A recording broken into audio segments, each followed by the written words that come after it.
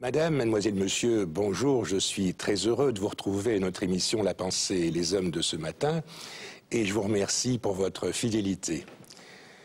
Le nom de Stassard vous dit sans doute quelque chose. Il y a beaucoup de rues de Stassard dans de nombreuses communes belges. Eh bien, aujourd'hui, je vous propose un petit cours d'histoire de Belgique à propos de la personnalité du baron de Stassard. Je vous retrouve dans un instant après notre générique.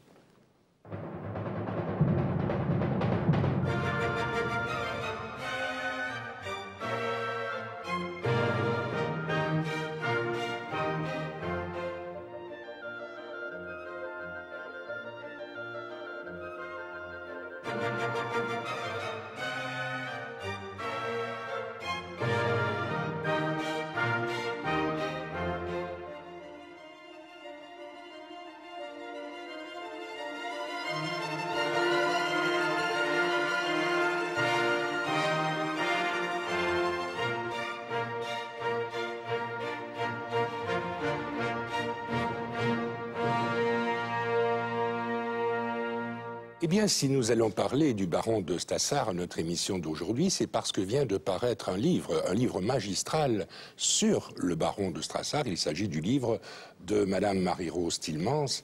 Vous êtes une ancienne archiviste, ancien professeur à l'Université libre de Bruxelles. Et alors, sur Stassard, vous savez tout, mais alors les plus infimes détails, et vous nous en parlerez dans un instant. Alors, comme complice, j'ai invité le professeur Hervé Asquin. Vous êtes secrétaire perpétuel de l'Académie royale de Belgique, qui a publié l'ouvrage de Madame Tilmans. Vous êtes historien du XVIIIe siècle, vous êtes historien de la franc-maçonnerie. Je ne voyais pas de meilleur complice pour vous inviter, Hervé Asquin. Madame Tilmans, ça fait, m'avez-vous dit, plusieurs années, et je veux bien le croire, que vous avez consacré vos efforts à étudier la personnalité du baron de Stassard. Est-ce que c'est un type qui en vaut la peine? Ah oui, il en vaut vraiment la peine. Moi, il m'a attiré depuis, disons, une bonne cinquantaine d'années. Alors vous voyez que je suis très au courant de ses faits et gestes. C'est un des hommes de ma vie, un de ceux qui ont disparu. Voilà, c'est un aveu, voilà. Mais vraiment, c'est un personnage qui a de multiples facettes et qui, de ce point de vue, vaut la peine d'être étudié de près. Alors l'Académie est pour beaucoup, non seulement, je l'ai rappelé, l'Académie a publié l'ouvrage, mais il y a des archives concernant le baron de Stassard qui avaient été cachées dans des murs à l'Académie, je pense au cours de la guerre 14-18, et que vous avez non seulement découvert, mais dont vous avez très largement tiré parti. Effectivement, au moment où on a restauré les bâtiments de l'Académie, du palais de l'Académie, il s'est trouvé qu'on a démoli un petit mur, et ce mur cachait toute une série d'armoires où était conservée la correspondance du baron de Stassard avec de multiples intellectuels de son temps.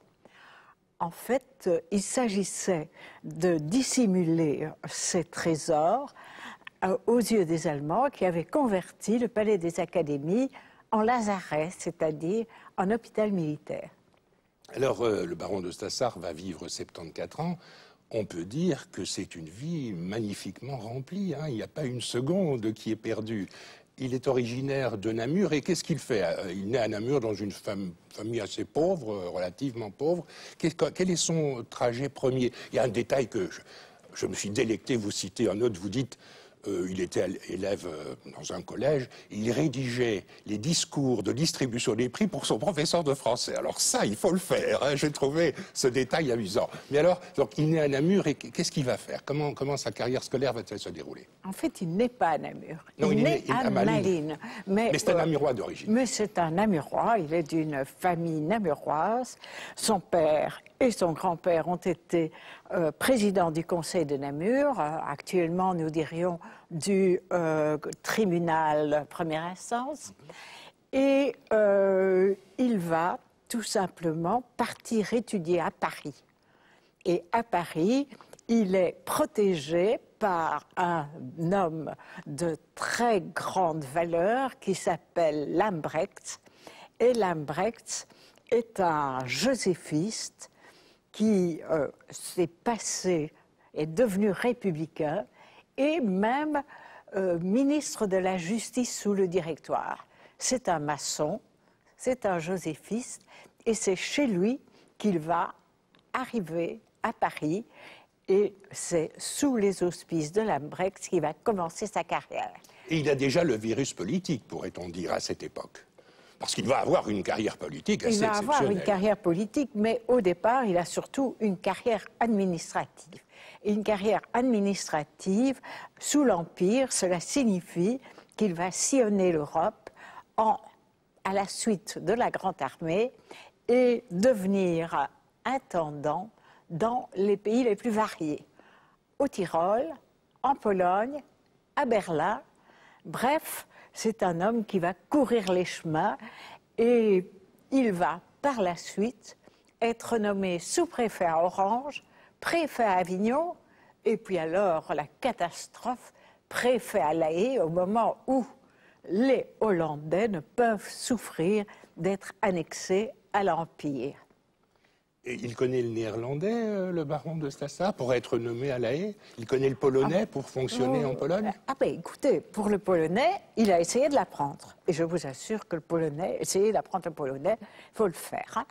Et d'autre part, quant au flamand, il est réputé connaître le flamand du point de vue de Napoléon, puisqu'il est né à Malines. En réalité, il n'a jamais lu un texte néerlandais qu'aidaient de multiples dictionnaires. Au fond, c'est un homme qui traverse, comme tous les gens de sa génération, de multiples régimes. Vous connaissez bien le problème, Hervé Asquin, pour avoir étudié plusieurs personnages. Alors c'est une grande richesse pour ceux qui vivent la situation, mais c'est aussi une grande richesse pour nous qui avons à découvrir ces personnalités. Mais l'un des aspects fascinants d'un personnage comme celui-là, c'est qu'il traverse les temps, les époques, les régimes. Quand vous êtes né vers 1780 et que vous mourrez au début du 19e siècle et que vous avez été citoyen belge, vous êtes né sous Marie-Thérèse, vous avez connu le régime de Joseph II et de quelques autres, la Révolution brabançonne, la Restauration autrichienne, la première invasion française, la seconde Restauration autrichienne, l'annexion à la France à partir de 1795, Napoléon, Waterloo, le régime hollandais, l'indépendance belge, et puis vous vous lancez vers, j'allais dire, un pays tout de même tout à fait moderne. Donc passer de l'ancien régime au milieu du 19e siècle comme ça, pour ces gens auxquels appartient de Stassard, c'est une aventure personnelle, intellectuelle, quelque chose d'assez fascinant, d'assez fabuleux. On passe de l'ancien régime à la modernité. Je veux dire vraiment des régimes totalitaires, des monarchies absolues, à la démocratie presque la plus parfaite. Et la Belgique était vraiment un symbole de la démocratie libérale et pluraliste au milieu du 19e siècle. Donc, c'est intéressant de pouvoir suivre un personnage comme celui-là parce qu'en même temps, on voit comment peut évoluer et comment se comporte encore dans la première moitié du 19e siècle un homme qui est né au siècle des Lumières. Bien sûr. Voilà. Alors c'est un grand admirateur de Napoléon. Qu'est-ce qui se passe pour lui au temps de la Belgique hollandaise? Qu'est-ce qui se passe pour lui? Que devient-il? C'est la catastrophe pour lui que la chute de Napoléon. D'autant plus qu'il est absolument couvert de dettes.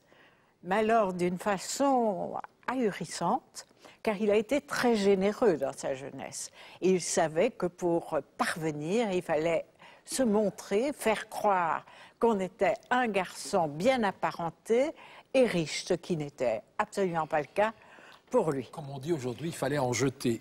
Exactement, il fallait en jeter. Belle formule. Bon, alors, il se paie comme maîtresse à un moment donné la sœur de Madame de Lafayette. C'est pas mal, mais ça permet d'acquérir les mœurs du grand monde. Mais d'autre part, arrivé à 1814-15, il faut absolument qu'il retombe sur ses pieds et qu'il trouve une situation. Alors il va aller sonner à toutes les portes pour en obtenir une.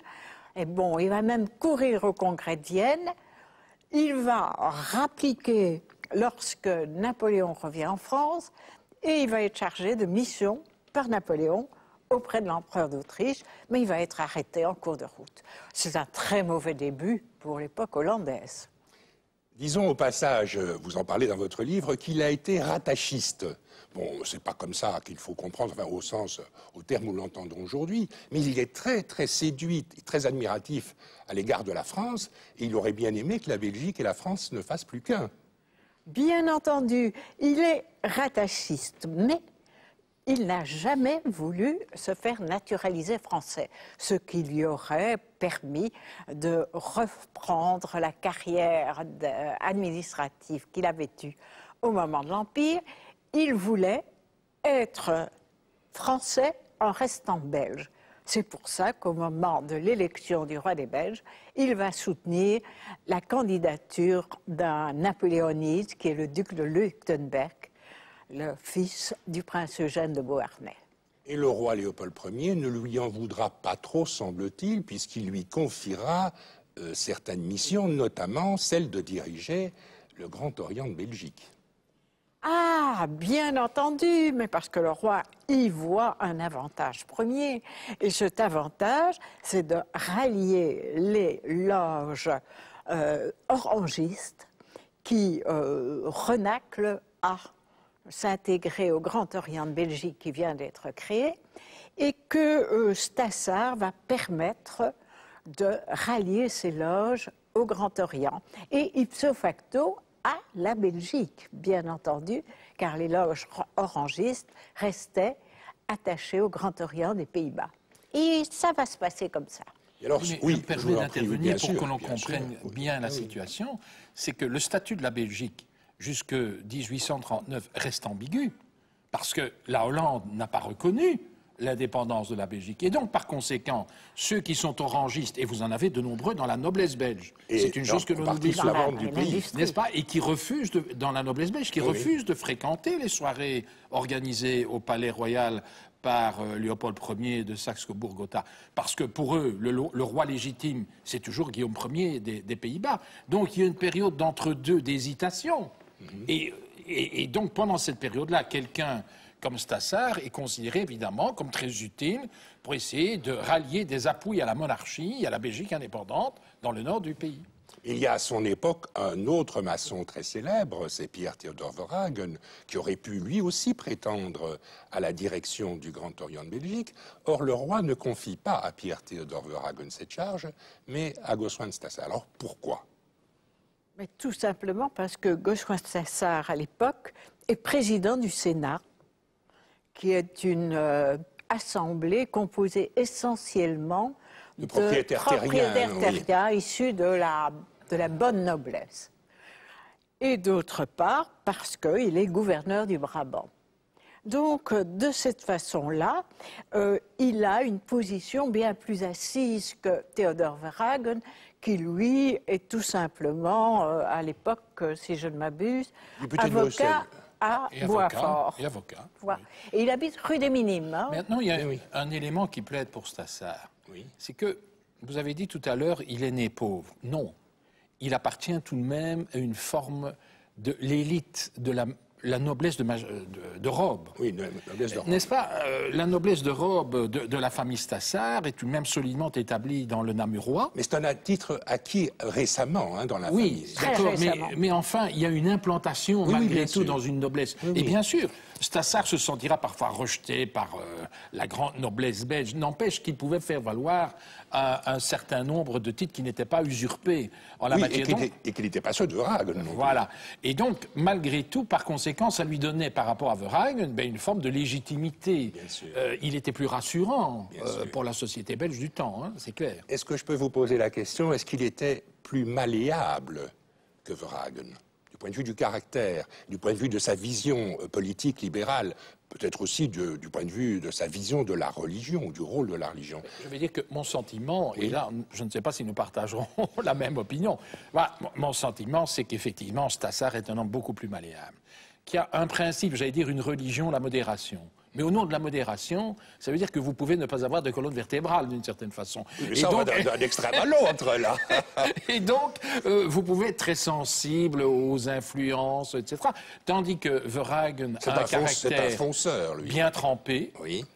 et qui va durcir le ton de plus en plus, et dont nous serons amenés sans doute à en reparler. Il va devenir, par sa liberté de penser, par son militantisme politique aussi, dans une Belgique tout de même foncièrement catholique, Verhagen va apparaître comme un troublion, ce que Stassard ne pouvait décidément pas apparaître. Ce n'était pas dans son tempérament. Pourtant, nous avons intitulé notre émission « Stassard, libre penseur ». C'est donc qu'il était bien libre penseur. Et oui. Comment l'était-il? Moi, je dirais que je n'aimerais pas pour cette époque-là parler de libre penseur. Je dirais, comme c'était le cas pour Verhagen et pour beaucoup d'autres, de penseurs libres ou d'adeptes de la pensée libre. Parce que libre penseur a pris une connotation, à mes yeux, un peu négative dans la seconde moitié du XIXe siècle. C'est que le libre penseur, c'est celui qui ne croit à rien, et qui est même à la rigueur anti-religieux, non seulement anticlérical, mais anti-religieux, anti-spiritualiste. Ce qui n'est pas ni le cas de Stassard, anti-religieux, ni le cas de Verhagen. Non. Et Stassard en particulier. Donc Stassard, pour que les choses soient claires, qu'il n'y ait pas d'ambiguïté vis-à-vis du téléspectateur, Stassard est un homme libre, est un homme des Lumières, qui était pour le progrès, et c'est ce qui fait qu'il avait adhéré aussi à l'idéologie française et qu'il avait été formé à l'école française à certains principes d'égalité, etc. Mais Stassard reste quelqu'un de fondamentalement catholique et en tout cas de chrétien. Et tout en étant franc-maçon, et il faut tout de même rappeler qu'à ce moment-là, comme aujourd'hui, mais encore plus à la rigueur à cette époque, il n'y a absolument aucune incompatibilité entre la pratique d'une religion, le catholicisme en particulier, et surtout dans la région, et l'appartenance à la franc-maçonnerie. Non, mais l'incompatibilité, elle va survenir, puisque Monseigneur plus tard. Engelbert Sterckx va faire lire un mandement épiscopal dans les églises, mettant les francs-maçons catholiques en demeure de quitter la franc-maçonnerie. Alors, quelle est la réaction de Stassard devant ce mandement épiscopal? Que fait-il? Eh bien, que recommande-t-il à ses frères? Oui, mais il va essayer d'être le plus modéré possible en leur disant, bon, ceux qui ne se sentent plus à l'aise ici, je les laisse libres de partir. Mais d'autre part, il est évident que lui-même est fort touché, car quelque temps auparavant, le roi, en complotant avec le nonce apostolique auprès des bons catholiques de la noblesse belge. Sur lesquels Léopold Ier veut s'appuyer en quelque sorte. Léopold Ier, à l'époque, veut s'appuyer sur les catholiques et mener une politique conservatrice. Léopold Ier est toujours un homme d'ancien régime, quoi qu'il en soit. Et il va ainsi obtenir un vote au Sénat qui va tout simplement priver Stassard de la présidence du Sénat. Et Stassard va s'imaginer que celui qui a fomenté sa déchéance, c'est le grand maréchal de la cour, le comte d'Arscott. Il faut bien se rendre compte que le grand maréchal de la cour est le bras droit du roi. Il compte, Stassard, pas mal d'ennemis dans les milieux de la cour de Léopold Ier. Mais bien sûr, pour une bonne raison qui n'est pas du salon bleu, c'est-à-dire ceux qui ont droit à faire partie de la haute noblesse. Son épouse, par contre, est une dame issue d'une famille de haute noblesse française, complètement ruinée par la Révolution. Et à ses entrées, ses petites et ses grandes entrées à la cour de Louis-Philippe. Et d'ailleurs, grâce à Arcélia, elle est devenue dame du palais de la reine Louise-Marie. Et donc, Stassard est toujours un petit peu à la lisière entre la haute noblesse qui, manifestement, ne l'accepte pas en Belgique. Est-ce que c'est parce qu'il n'est pas catholique ou parce qu'il est de basse noblesse, de petite noblesse? Parce qu'il est de basse noblesse. C'est ça. C'est parce qu'il est de basse noblesse. Et puis, enfin, bon, disons que ses parents n'avaient pas une seigneurie à clocher. Voilà. Donc, manifestement, c'est de la gnognotte. Il est membre du Parti libéral, ce qui n'est pas le cas des représentants de la haute noblesse. Voilà, il est membre du Parti libéral, et puis il y a tout de même son passé français qui lui colle au basque. Je crois qu'il ne faut pas sous-estimer cet aspect-là de la question une fois qu'on va au-delà de 1840, parce que dans l'imaginaire belge, de l'establishment belge et catholique de l'époque, ce qui représente encore un danger pour l'indépendance de la Belgique, c'est la France. Ne l'oublions pas. Or, comme vous l'avez rappelé tout à l'heure, Stassart ne cache pas ses sentiments francophiles. Donc, à cet égard, tout modéré qu'il soit, et bien qu'il essaye de donner énormément de gages, il doit rester dans un coin de la mémoire de ceux qu'il côtoie et qui font partie de l'establishment belge, j'allais dire, un soupçon à son égard. Il n'est pas des leurs, pour des tas de raisons. Oui. Et puis, il tire un boulet terrible, c'est l'action de sa famille sous le régime de Joseph II. Son père et son grand-père ont été des joséphistes et des gens qui sont restés attachés au joséphisme au siècle des Lumières. Son père a fermé l'université de Louvain. Son père a... Crime de lèse-majesté. Ah oui, a également fermé le collège philosophique. Alors vraiment, le grand séminaire de Malines plutôt.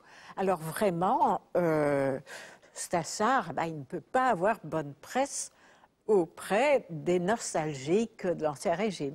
Oui, mais malgré tout, il y a une chose qui est tout de même extraordinaire avec lui. Et c'est ce qui va lui valoir des critiques de certains qui étaient sans doute jaloux de son parcours, de sa renommée, de la puissance qui fut la sienne à un certain moment. Il a eu une capacité de résurrection permanente, quelque chose d'extraordinaire, parce qu'on a rappelé tout à l'heure la succession de régimes qu'il a connus, la multiplicité de fonctions qu'il a été amené à exercer avant 1830. Et cet homme-là se retrouve tout de même, parce que c'était possible à l'époque, je le rappelle, ça ne l'est plus aujourd'hui, se retrouver à la fois président du Sénat et gouverneur du Brabant, ce n'est pas banal. Bien sûr. Alors on a cité quelques noms de ses ennemis. Est-ce qu'il compte des amis? Est-ce qu'il y a des gens qui le soutiennent? Est-ce qu'il y a dans son entourage des turiféraires, des gens qui entonnent sa louange? Mais je trouve qu'il est assez isolé. En ce sens qu'il a probablement plus d'ennemis que d'amis.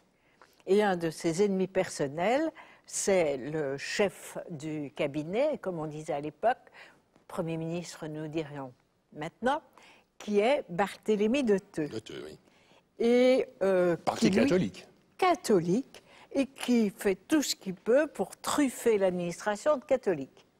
Et en plus de ça, il a affaire à une resurgence du catholicisme tout à fait forte, et notamment, il y a des choses incompréhensible actuellement, dans ce sens que le curé de Montaigus, Herpenheuvel actuellement, ne trouve rien de mieux que de faire raser tous les communions de sa paroisse. Et puis ça arrive sur le bureau du gouverneur du Brabant, Stassart, qui lui est quelqu'un d'une extrêmement grande tolérance religieuse et pour qui c'est une monstruosité, bien entendu. Tout ça ne fait pas son affaire auprès de Theux. Puisque nous avons le secrétaire perpétuel de l'Académie à notre émission d'aujourd'hui, je voudrais quand même évoquer, ne fût-ce que quelques instants, la figure de Stassart académicien. Quand j'étais enfant, adolescent, je connaissais rien à l'homme politique Stassart, mais je savais que Stassart était l'auteur de fables. Alors est-ce que ce sont ces fables qui lui ont valu d'être président, je pense qu'on disait à l'époque, président de l'Académie? Disons que quelqu'un comme Stassart avait déjà été membre de l'Académie à l'époque française. L'Institut de France. De l'Institut de France. Donc il avait à cette matière déjà, je vais dire, un certain passé, puis une longueur d'avance, diriez-vous? Je vais dire une longueur d'avance, si vous voulez. Et donc c'était quelqu'un qui s'occupait aussi rapidement de sciences politiques et autres, qui était bibliophile, homme de culture, mais on ne peut pas dire que c'était évidemment un scientifique. Et donc, à l'Académie, à l'époque, notamment à la classe des lettres, qui s'appellera à partir de 1837, classe des lettres et des sciences morales et politiques, vous trouvez aussi des romanciers, des littéraires. Ça va disparaître dans le courant de la fin du XIXe siècle, ce qui expliquera la naissance d'une autre académie, oui. En 1921, mais à l'époque, Donc vous avez des gens, allez, je vais prendre Henri Conscience, l'un des pères du flamingantisme et de la littérature flamande. Henri Conscience fut membre de la classe des lettres et des sciences morales et politiques de l'Académie royale de Belgique. Donc que Stassard, qui n'a pas de titre scientifique à faire valoir, soit membre de l'Académie, n'a rien de surprenant. Et donc, il y a une tournante à l'Académie. Vous avez un pilier de l'Académie à l'époque qui est Adolphe Quetelet, qui est tout de même l'un des plus grands savants du 19e siècle pour le monde entier. Fondateur de la science statistique, hein, disons-le au oui, passage. fondateur, le plus grand démographe. Encore aujourd'hui, dans toutes les études de démographie, on cite les techniques statistiques et les travaux d'Adolphe Quetelet en exemple. Il était par ailleurs astronome, celui qui a fondé l'observatoire à Uccle, etc. Donc, le vrai patron de l'Académie, c'était Adolphe Quetelet, mais Stassard était l'un de ses académiciens et il exerça pour une période d'1 an, mais à plusieurs reprises, la présidence. Ce qui, vu les positions qui étaient les siennes dans la société, conférait évidemment à l'Académie des relations et un rôle indiscutablement important dans la société. Et aujourd'hui, je dirais que l'Académie n'a pas oublié Stassard, puisqu'il lui a tout de même légué une bibliothèque d'environ 14 000 volumes, qui portent tous à peu près sur la période 1750-1850, et c'est aujourd'hui l'un des trésors de l'Académie royale, de même que les 5000 autographes. Il était grand collectionneur qu'il a légué à notre Académie. Eh bien, merci pour votre présence à notre émission d'aujourd'hui. Je rappelle, Marie-Rose Tillemans, que vous avez publié à l'Académie royale de Belgique un très gros volume, magistral volume, intitulé Gossuin, baron de Stassard, 1780-1854, politique et franc-maçonnerie. Je remercie le secrétaire perpétuel de l'Académie de nous avoir aidé à parler de Stassard aujourd'hui. Madame, mademoiselle, monsieur, merci beaucoup, à très bientôt.